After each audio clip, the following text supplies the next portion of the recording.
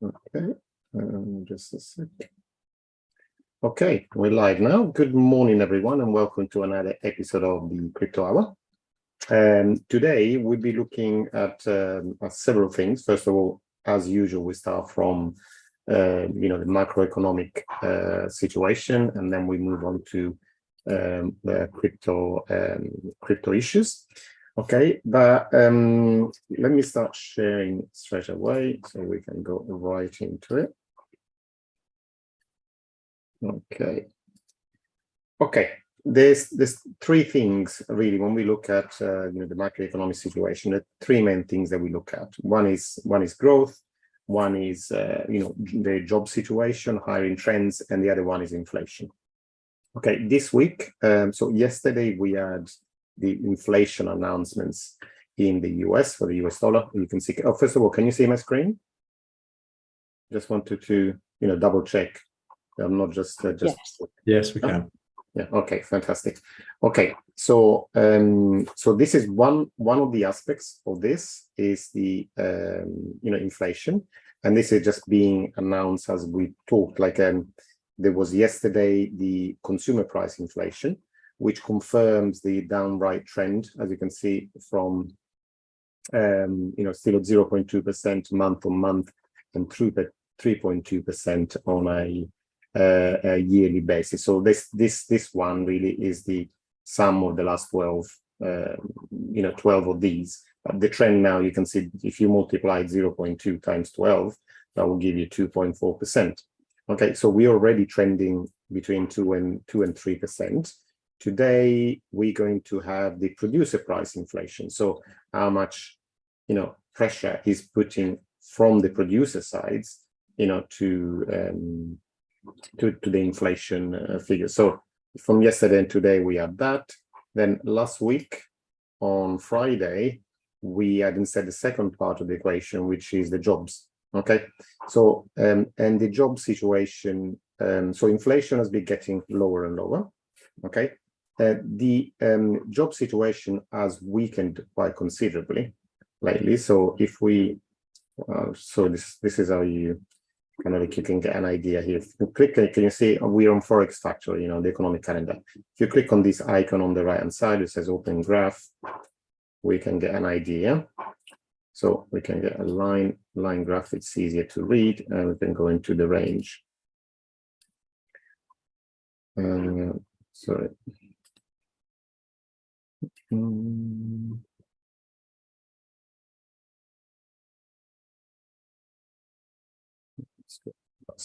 So you can see how the hiring is being getting weaker over the past few months. Okay, with lower and lower readings. So we have growth, and growth is being trending again over a broad measure of growth at the moment, real growth. So once we stripped out inflation, is trending at about 0% right now. And it's talking about US figures. Okay, so it's been trending at about 0%. Job getting weaker, so less demand for employment, and inflation as well getting lower. So these are the three aspects that we can that we can look at. Let me show you on some different images. Okay, so what all these figures point to, and we'll look at it in a moment, how money is created, and the credit. So it's created by the private sector through a credit. So whenever you ask for a loan or a mortgage, like new money is created. So literally, that money didn't exist before. It's not that somebody else is lending it to you. It just created from nowhere. So this is one way of creating extra cash in the economy. The other way is by fiscal deficit. So the government spending more than it reins in taxes, and that's again is new money being created. Okay, so the sum of these two figures, it shows us the new money that is either being created or destroyed in the economy. Okay, and as you can see, the year-on-year growth now is trending at about 0%. and the credit impulse is also turning negative. So I'll say money going down in the economy rather than going up. But the thing that we need to bear in mind is that money is created or destroyed at different speeds. Okay, so if we look at this, okay, so money is printed either by credit creation in the private sector or by fiscal deficit. Okay, but the difference is that fiscal deficits are very fast. So if the government literally writes you a check that you can put into a bank account, that happens very, very, very fast. The private creation is medium, can happen fastly, but it's kind of like a medium speed, slower than the government deficit spending. But this is what, so the private sector deleveraging is what the central banks all over the world, in particular in the US, are affecting through the raising interest rates. Okay, so when then you go and renegotiate your loans, the loans are more expensive, and so then you have less money to spend on other things. Okay, but the effect of that is medium and slow, because as you do in your own home, like if you have a mortgage, you probably, you might think, fixing the interest for a certain period of time. So you don't feel the pain of the raising interest rates until those loans have to be renegotiated. And because we've been in a very low interest for many years, many people, both in the private sector and kind of the business sector, have fixed their loans for quite a long time at a very low rate. So at the moment, the effect that this is having in the real economy, it's low because it hasn't quite started biting yet, because the effect of this deleveraging generally takes between 12 and 24 months to be felt in the economy, where the fiscal deficits is almost like immediate. Okay, so where we've been talking for a long time about is a recession coming, and at the moment, almost like it looks like there is no recession coming, because there is almost like the ideal kind of Goldilocks situation. Kind of the economy is slowing down but not going into negative territory. But why is this happening? Because the other effect is that we're starting to see is a lower earning per shares on the stock market. Okay, so what you're expected to gain by investing in the stock markets. And although the consensus seems to be for 2024 that the earning per shares are going to grow by about 11%, this seems to be on the more optimistic band of expectations. I see slightly differently. I expect a much lower return than that, and we'll see that in a second. But so, if the money in the private sector has been getting a lot tighter, why haven't we seen a recession? Okay, because that's the kind of the logical next step. And the reason is that the deficit spending has been massive especially over the past, apart from, this peak here is during the pandemic, okay? But I say the average for the US is that the government spends about 40 to 50 billion a month more than they get in taxes, okay? So they are living on their credit card, but at the level, at a kind of like a low level, so to speak. And we can see in 2008, when we had the great financial crisis, this went between, 110, 120 million. So more than doubled, almost trebled the level of deficit spending, and then to go back in 12, 13 to kind of the average levels.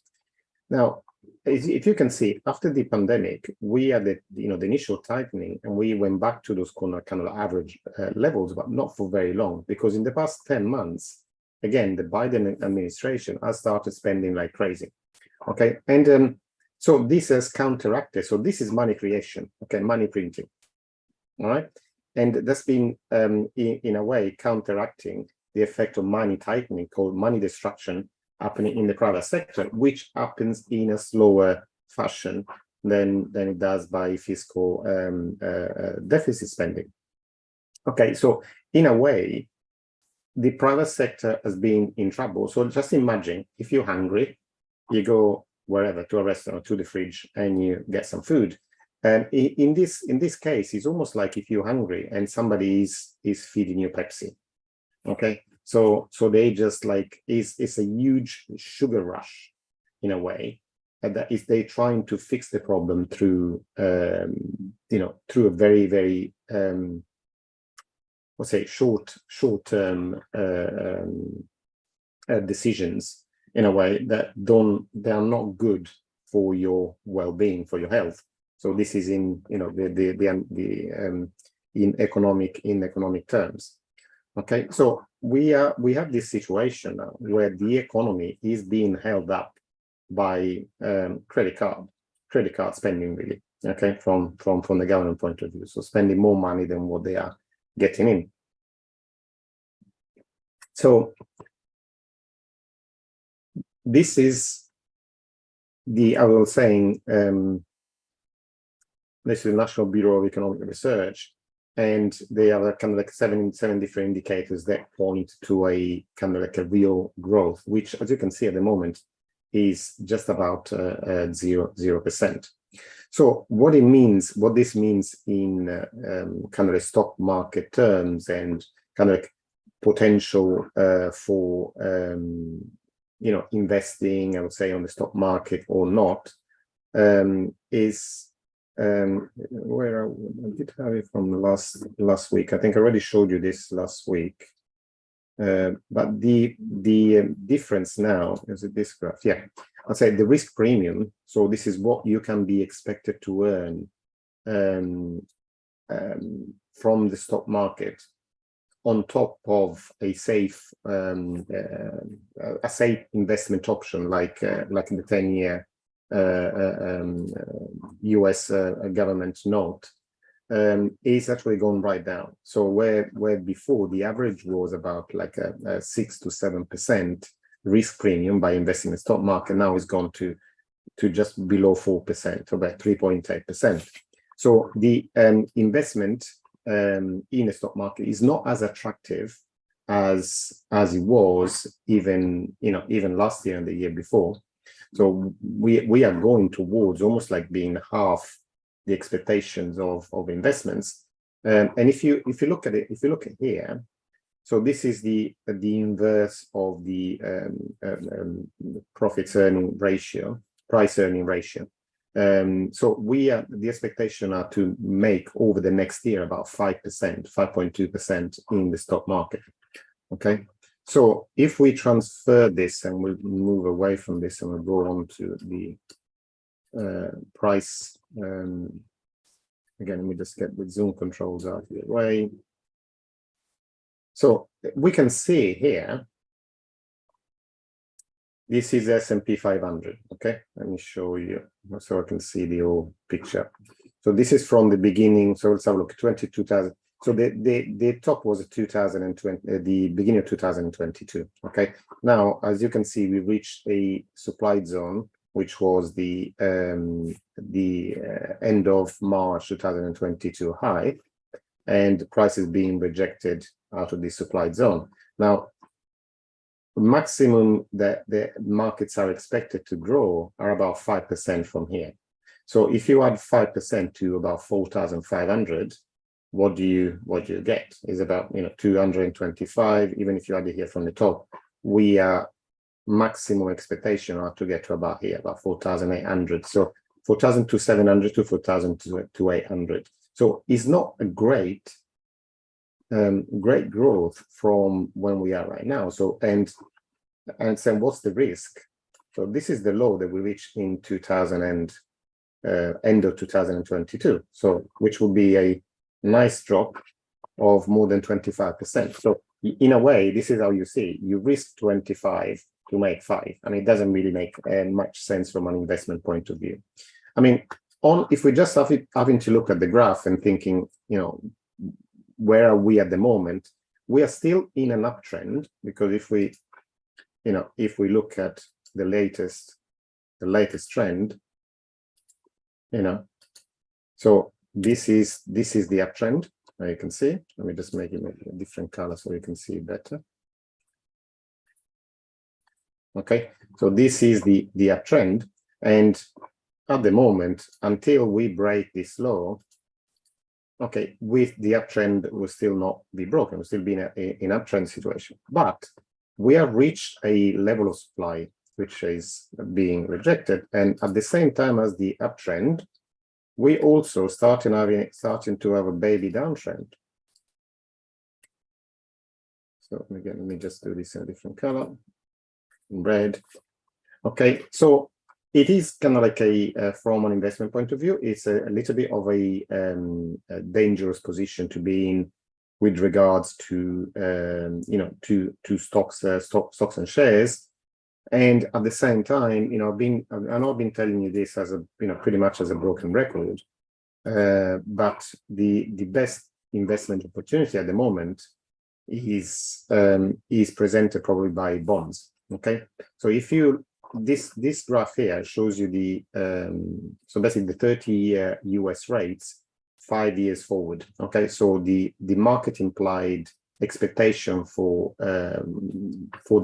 say the base rate in the US between 2028 and 2058. Okay, so this is at a historical high level at the moment. Okay, that means that these high levels represent very good buying points for bonds.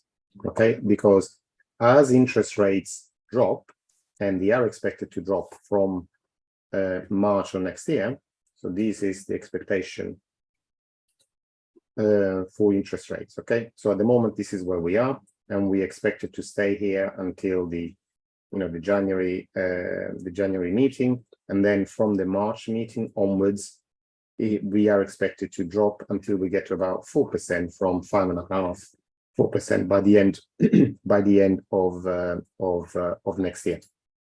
Okay, so as the inflation, as the interest rates drop, the price of the bonds will go up. Okay, because let's say that you bought these long rate bonds at the moment they are paying 3.2%. The moment that the rate for these goes down, those bonds are more valuable because all people can buy on the market will be bonds with the lower interest rates. Okay, so that will be priced in the price of the bonds that you hold. So from that point of view, in US terms at the moment, the Kinetic bonds are looking more interesting than sorry, not now, please. Are looking more interesting than shares, to be honest with you, because the risk premium is at the moment very low. So you're expected to take a big risk with a potentially a low return. Okay, and again, just looking at recent history. All right, so this is what the it's not just my words. This is the market expectation. Okay, so if we go into, this is pretty much the higher band of expectation. So at the moment for web prices at the moment is about 7.5%.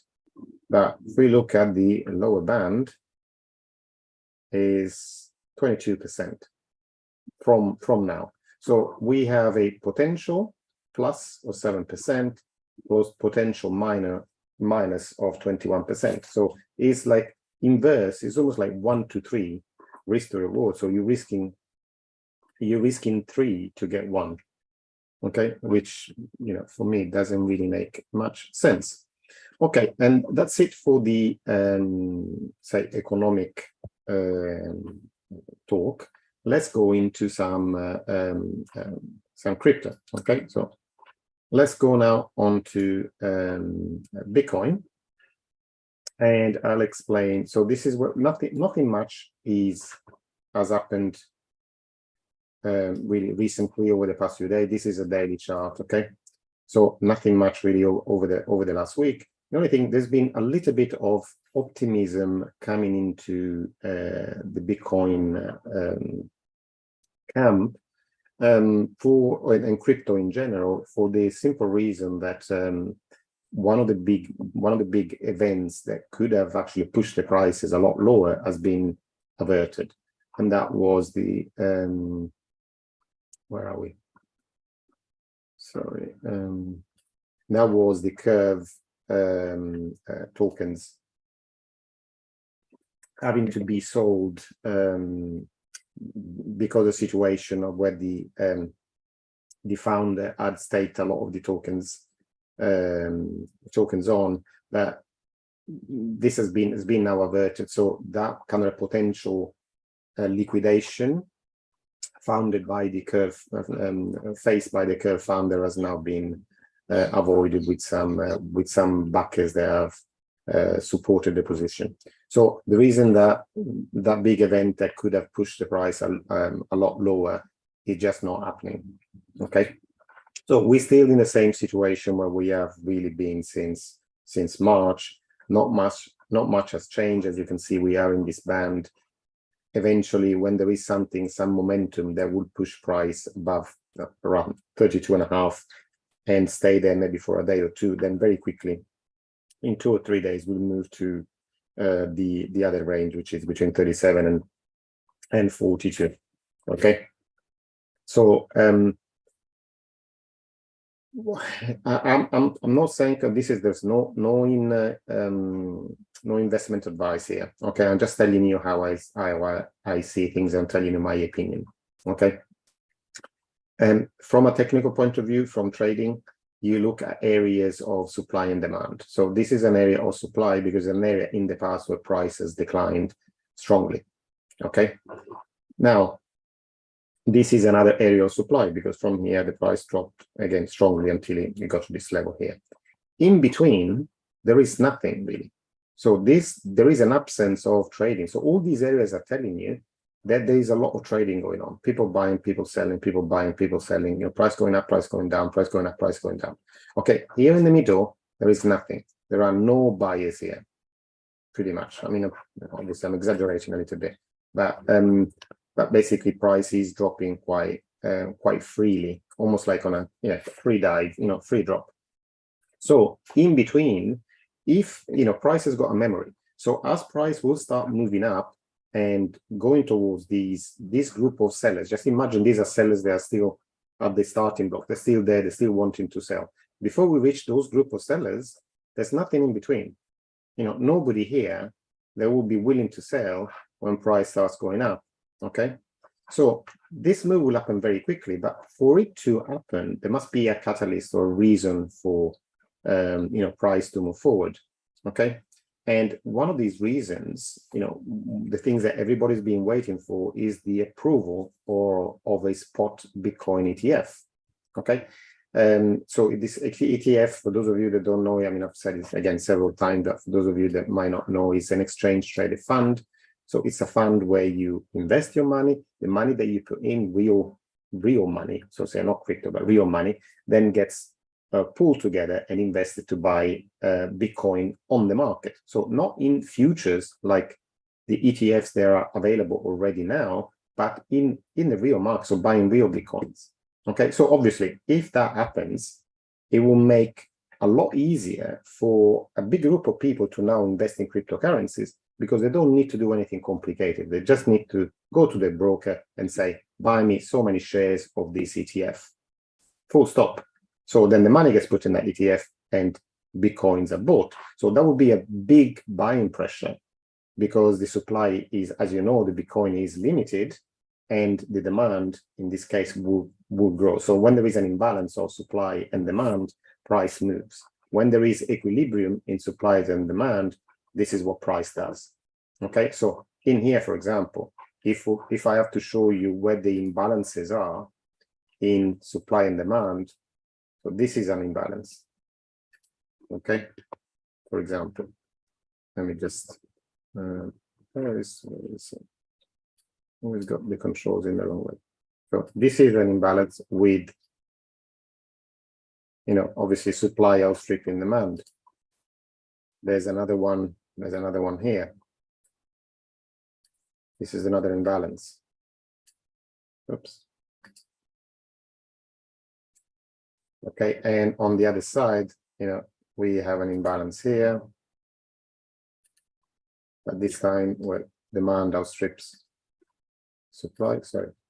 Let's make it green. Okay, and we have another one here.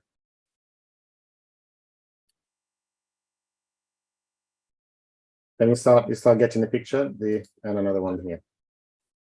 So at the moment, the kind of the recent strong pushes have come on the way up. So ever since March, any strong move has really been on the way up rather than on the way down. And you can see the moves up have been quite vertical, and the moves down have been kind of like more gentle. Okay, so that means that these moves are the strong moves, and these are the corrective moves. Okay, so the approval of a Bitcoin spot ETF could be the catalyst that pushes the prices up. And again, I'm not telling you what to do, but there is a major decision that's probably going to be announced tomorrow. Now, for those of you that know Cathy Wood, ARK Invest has filed a for approval of a Bitcoin spot ETF, and decision should come on Sunday. But because it's a Sunday, then probably the deadline would be the announcement will come earlier, so it will probably be announced today or tomorrow.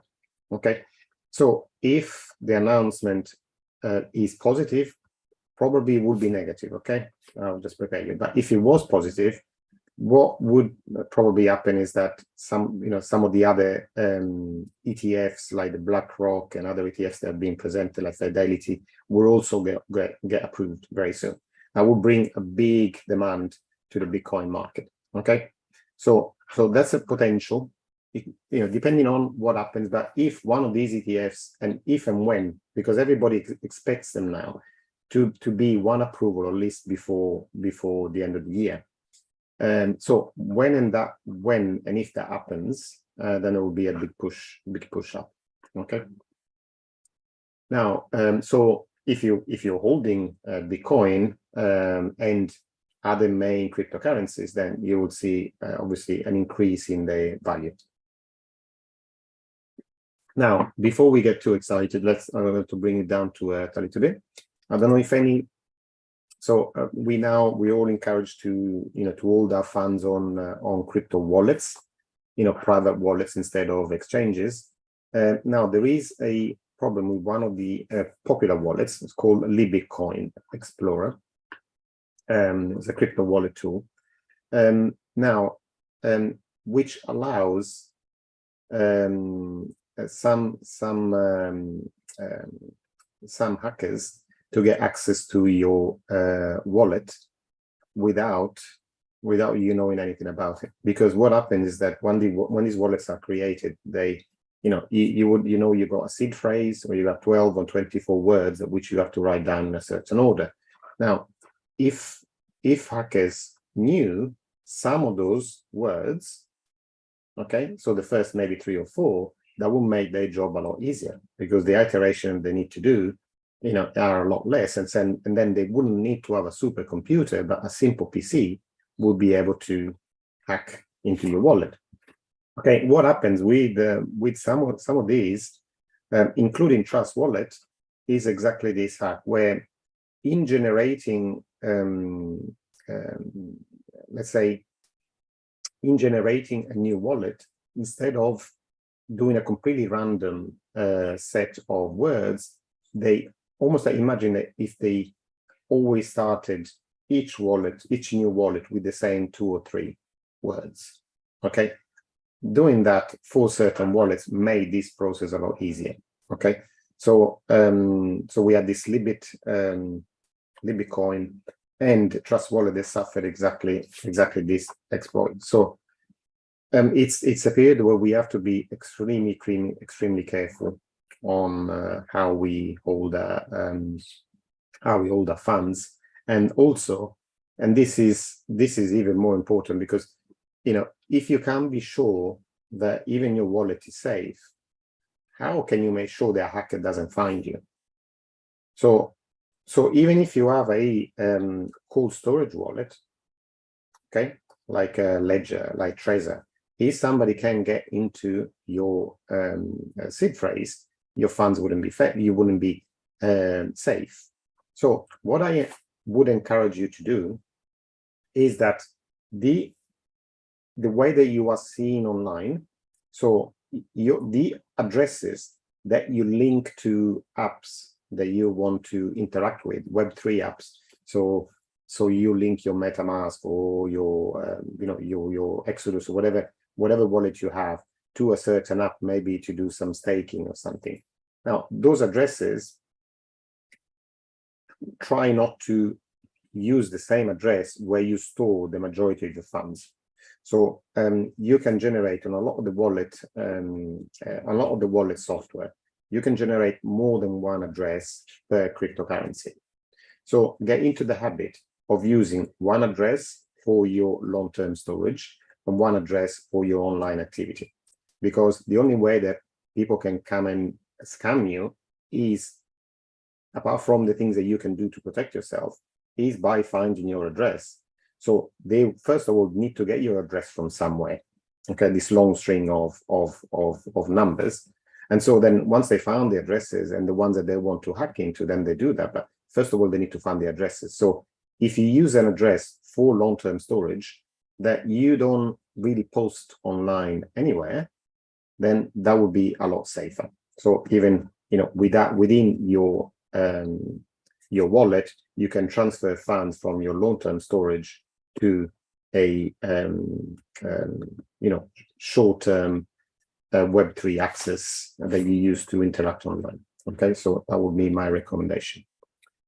Okay, other news. So this, we talked about the ETF decision.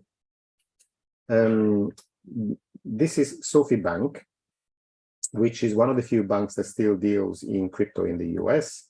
And one of the things they have announced recently, why in the earning reports now, is that the cryptocurrency holdings have actually grown quite extensively to now 170 million. Okay, and so the biggest holdings are Bitcoin, Ethereum, Dogecoin, and Cardano. Now, one of the things that Sophie Bank does is that allows the customers to also trade in crypto, on the things through Coinbase. Okay, and so it remains to be seen if they're going to be allowed to carry on in this thing, or instead they're going to be stopped from doing this kind of activity by the SEC. But at the moment, they are a fully fledged bank that still allows that to happen. So this shows you that from one side, where the SEC is trying to block everything possible, but there is a growing demand from the public to actually use cryptocurrencies. Now, still talking about the banks, the Fed now has revealed again new rules on how the US banks can interact with stablecoins and crypto assets. Now, this for me is, again, they want to, they put it under the under the thing that they want to require this bank to demonstrate that the bank has controls in place to conduct the activity in a safe and sound manner. But in reality, is that they want to control access to because the stable coins are a gateway to the crypto market. So this is what it says: a state member bank should receive a written notification of supervisory non-objection from the Federal Reserve before engaging in these activities. Okay, so this is, again, is trying to limit the activity of banks with the crypto sector in general, because they will need to demonstrate they will establish appropriate risk management practices to address all these things. But the other thing is that, funny, because they always talk about these things, appropriate risk management practices, operational, cybersecurity, liquidity, illicit finance, and consumer compliance risk.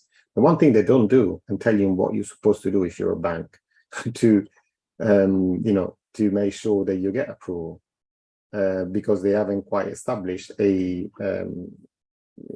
proper instructions on how to comply with what they want you to do. So this is what we talked about this as already, about the curve.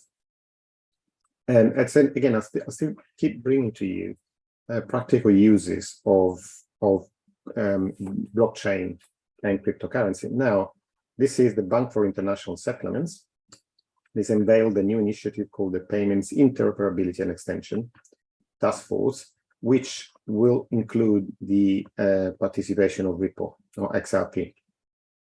Okay, why is this? Because they are talking about making cross-border transaction and achieving the objective for these payments set by the G20.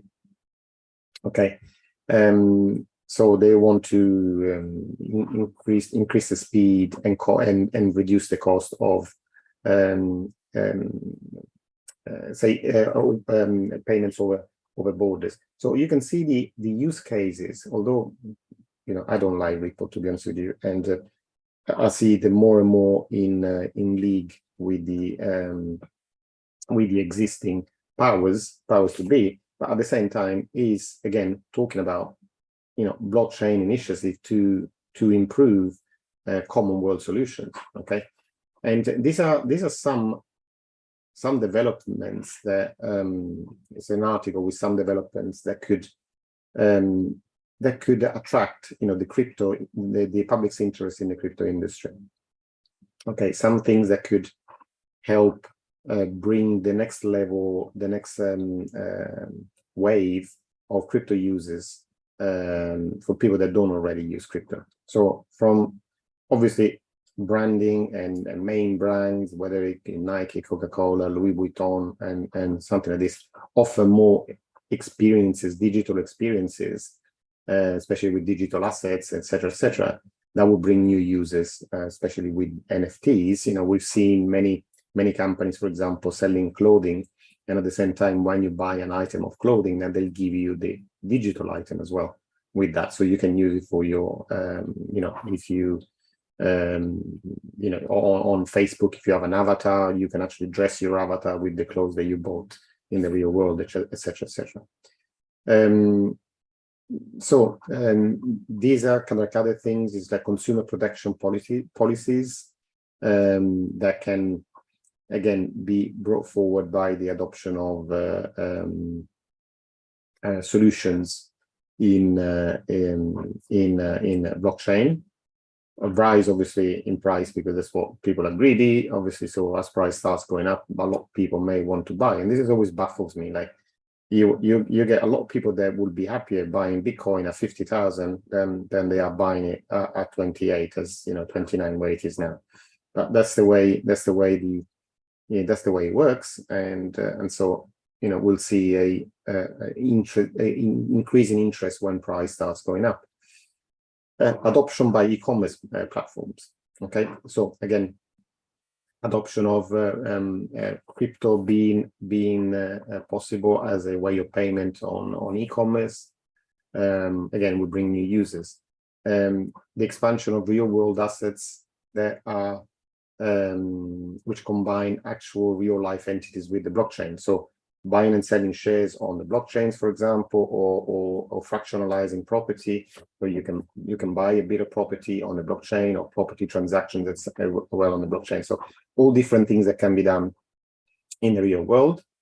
SEC approval, the integration of Bitcoin in investment funds.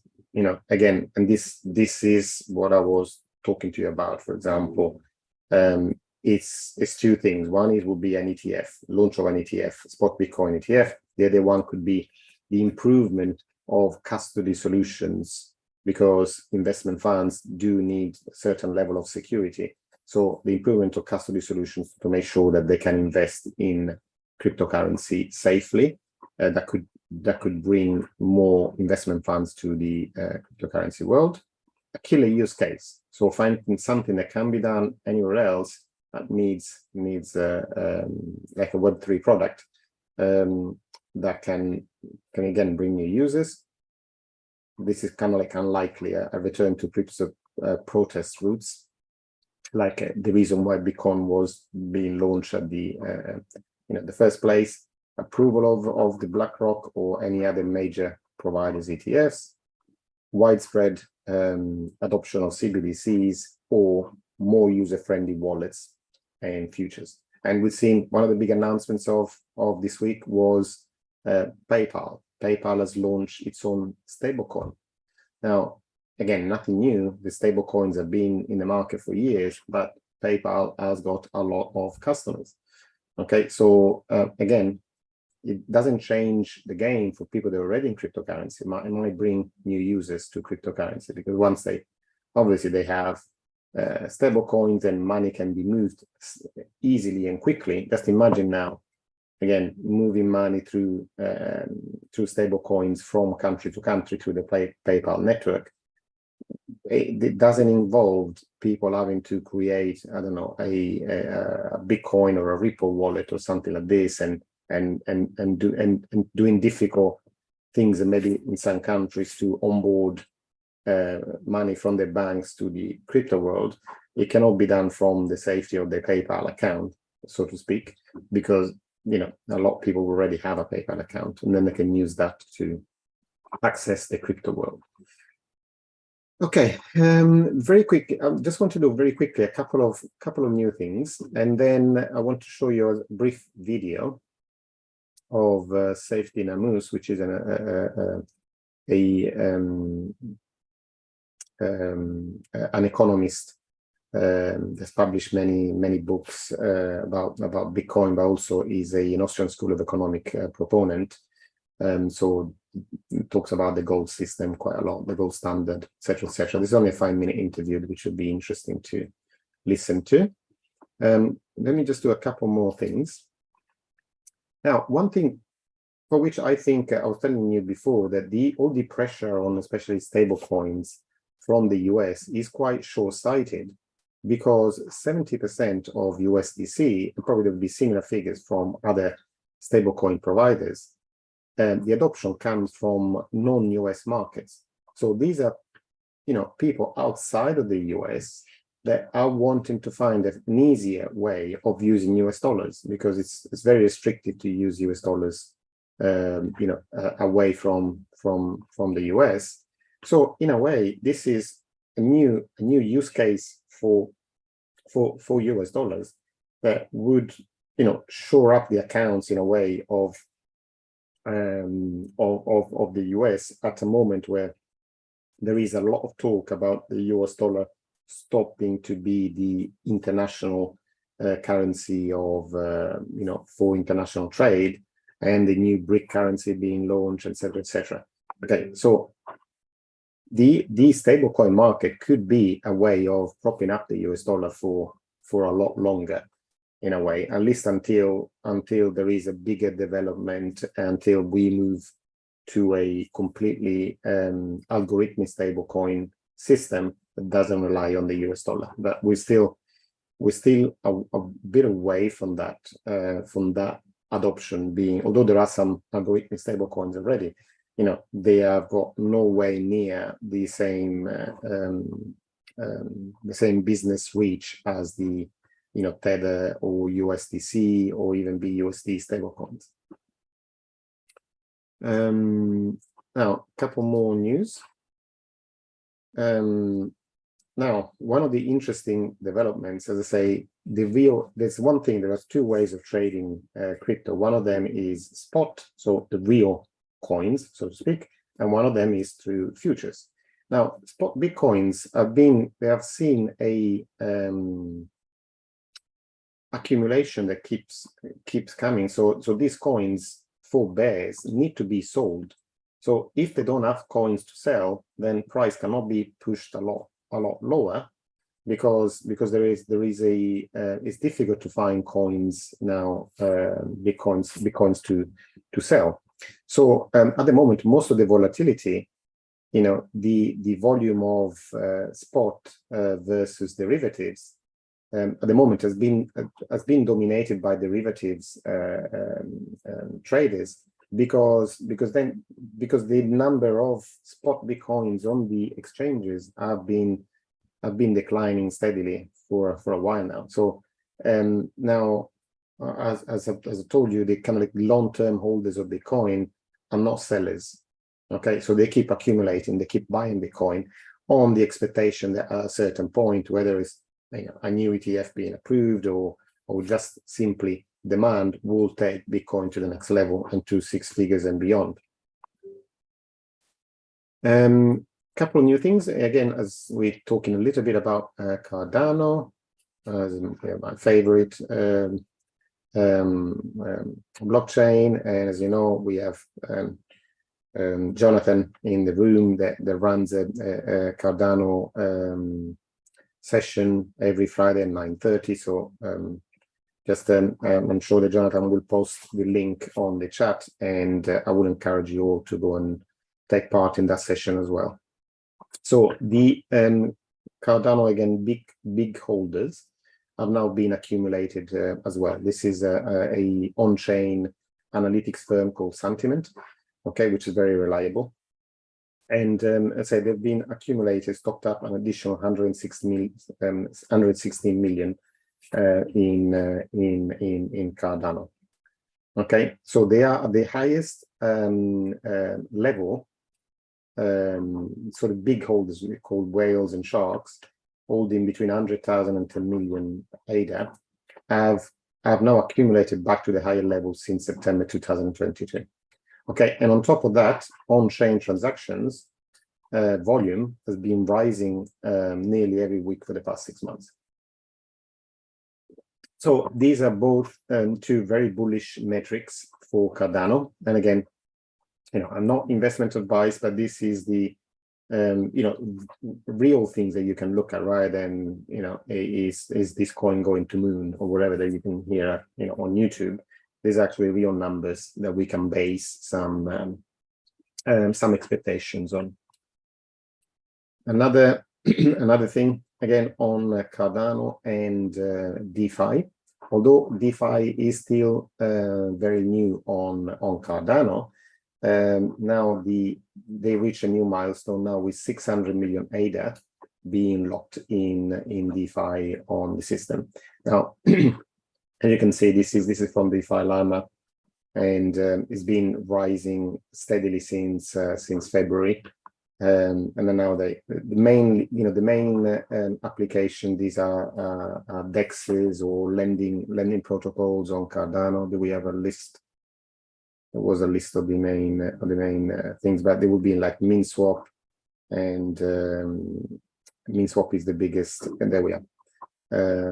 MinSwap is the leading exchange on Cardano, and there is Indico, which is a collateralized debt protocol, and then there are other projects, including the DJED stablecoin, which is an algorithmic stablecoin built on Cardano that has been launched recently. So this is the kind of like the news I wanted to share with you. Now let's see. Hopefully that this works. Let me know if you can hear the volume of this. Okay, let me know straight away. Clearly, it's not a viable. Give me a thumbs up. Philosophy. Or can you hear anything? Model. The idea of socialism under a Bitcoin standard. Yes, we can. Do we even have a capitalist society here in the U.S.? Is a capitalist society even possible with a central bank? I feel like it's capitalism is succeeding despite the central bank, not the other way around. Yeah, no, absolutely. I think I still say that the US is still a capitalist society because the US still has a stock market.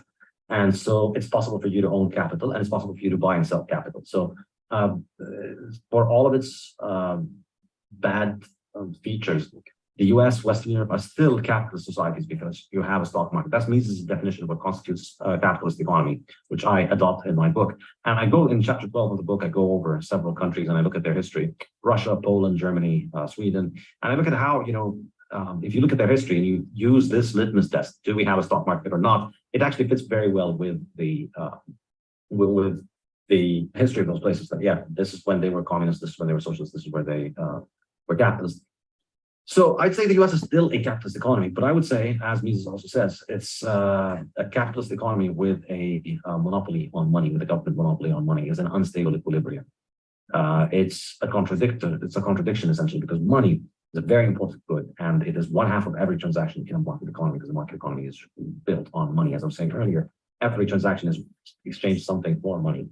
And so if the money itself is manipulated, it's controlled by the government, it's a pretty unstable situation that's going to likely take you to a place where you're going to have, you're going to go one way or the other. And unfortunately, most likely, it looks like it will take you toward the path of socialism. And we see it happening in the US because once the government has control of money, it naturally takes on more and more control of the rest of the economy. It has the ability to buy all kinds of things. It has the ability to influence and control all kinds of aspects of the economy, of society. And this becomes more and more pronounced with time. And the dangerous thing, the really, really dangerous thing is that because fiat money allows governments to control education, as I discussed with the fiat standard, it plants in people's minds the extremely dangerous idea, the extremely dangerous vicious cycle, which is that the answer to a problem is money printing. Therefore, when money printing creates a problem, people are programmed to think that the way to fix this is more money printing, and they're programmed to think that the cause of this was not money printing. So then you get into this very vicious cycle, which is like circling the drain. And unfortunately, you look at the majority of the Western economies of the world today, and you see this dynamic. So whatever problem there is, your average voter is out there waiting for their government to solve that problem by essentially printing a bunch of money and handing it out to people. And so that's only going to create more problems, which is going to lead to more calls for intervention. And you also see this in capital markets, and that's really like the reflection of this is in the capital market. To go by the original litmus test that I was discussing earlier, you see the reflection of this in the capital market, in that as you know, the stock market has crashed, or the mortgage-backed securities have crashed, or the government bonds are crashing, or whichever Ponzi happens to not be doing what the majority of people want, or I should say the majority of people in power want, then the answer is, have the government print a bunch of money and prop this thing up. Well, how do you prop it up? You basically buy into it. So increasingly, you see central banks are buying stocks, central banks are buying bonds, central banks are becoming more and more involved in the running of parts of the economy. And so what happens when you do that? Well, that's going to create economic problems. And then when these problems come home to roost, how are people going to tell you you can fix them? With more money. So the only stable equilibrium here is either you get rid of fiat money and you go back to free market money and you keep capitalism, or you get rid of capitalism, you keep fiat money, and then you go to communism. So I think this is really where we are right now, and we are being pushed in both directions by different people, different politics, different ideas. But I think Bitcoin is the dark horse that's going to settle this in our favor. Okay. Okay, this is hopefully you found it interesting. I would. All right, so like I said in the introduction, I'm here with Sophie Bank, and today. Okay, sorry, I haven't stopped it. Okay, I would encourage you actually, if you want to find more about it. I really like Sophie Bank. He's written three very interesting books, which are can be a little bit of a heavy read sometimes, but they're very interesting in the way he explains economics. Okay, he's written the Bitcoin standard, again talking specifically about Bitcoin, the fiat standard, to explain a lot more about the fiat standard, and recently he's published a Principles of Economics textbook, which is kind of like is a university level book, but a lot simpler than a lot of the economic books that I had to do at uni. And explain things from the point of view of the Austrian School of Economics, so from the gold standard, as opposed to the Keynesian economics, which is based on a cast of cards, basically. We're not going deep into that. I'll say if you want to know more, I'll encourage you to find out. I mean, all these books are on. If you're on Kindle, that you can download them on Kindle. They're a lot cheaper on Kindle as well. So that would be my suggestion. Otherwise, I will bring you bits from these books from time to time. If you don't fancy spending several weeks of your life going through economic books. Okay. Any questions we have? It'd be nice if you could, put your cameras on, so at least we can see you. Yes. There's Thank you, Jonathan. There is a long interview with Sophie Bank on that Lex Friedman. So it was really fascinating actually to listen to. But there are shorter interviews, especially as he's launched his new book recently. So he's doing this was a recent interview, the one I just showed you, just a 5 minutes from an hour interview that you can go and listen to online. I mean, the 4-hour interview is pretty it's pretty interesting, but obviously it's hardcore as well.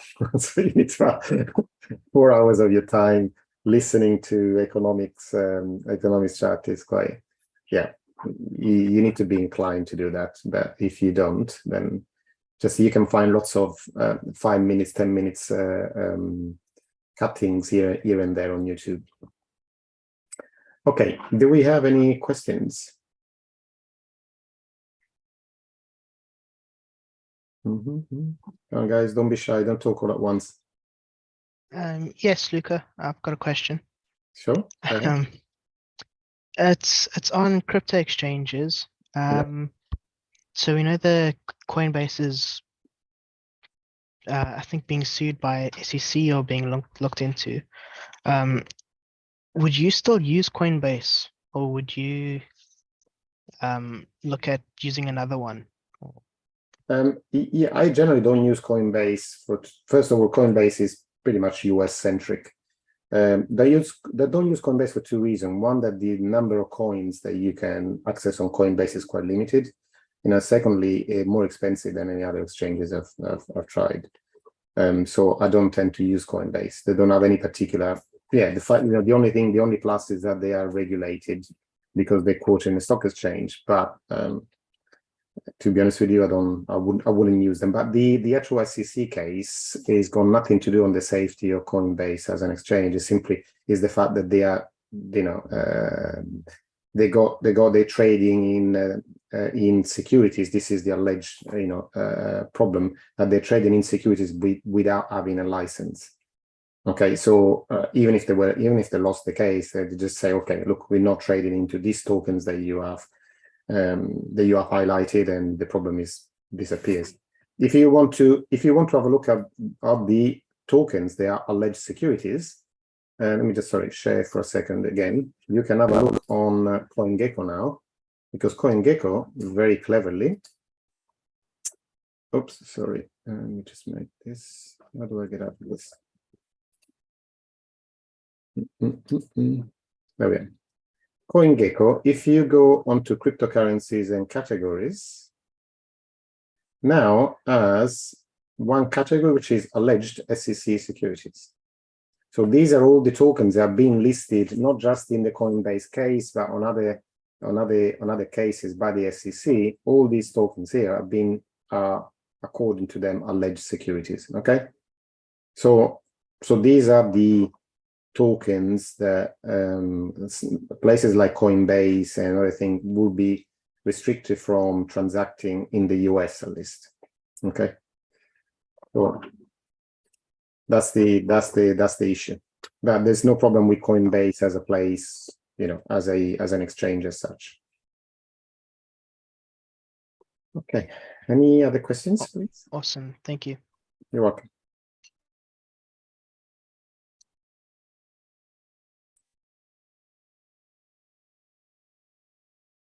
No questions? Everybody happy? Yeah, fantastic.